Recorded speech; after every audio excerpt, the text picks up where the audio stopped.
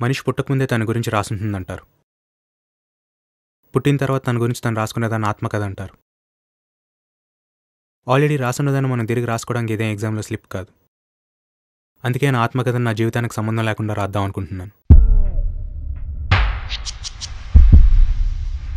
నీకు చెప్తే అర్థం చేసుకోగలవో లేదో తెలియదు ప్రియ. పెళ్ళంటున్నావు కనుక చెప్తున్నాను.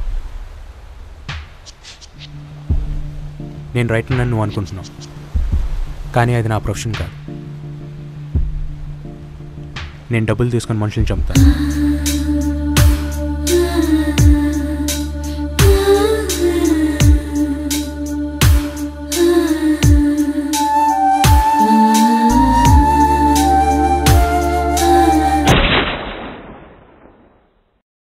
కొట్టు వదిలేద్దాం అనుకున్నాను.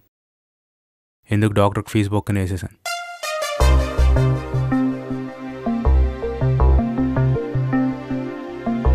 హృదయమే నరకమై సాగు వేళలో మరణమే నేస్తమై వెంటరాదా నిమిషమే దాహమై నిలిచిపోగా రుధిరమే మేఘమై కరిగి రాదా పర్వతాల శిఖరాలు చేరే ఆశ లేదే నాడు మదిలో గుహల చెరలో ఏకాంత సమరము వెలుగులేని కలల ఒడిలో గమనమే గతించు సమయములలో నలు దిశలను ఒకటిగా మలిచెద మిగిలిన దిశలో అడుగులు వేసెద చీకటి దారిలో నా పయనం కడలిలో ఎగిరిన డేగల కనులలో కథలకు నా కథనం.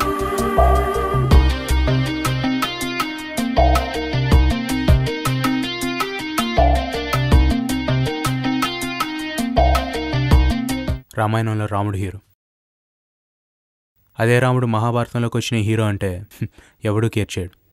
మహాభారతంలో కృష్ణుడే హీరో.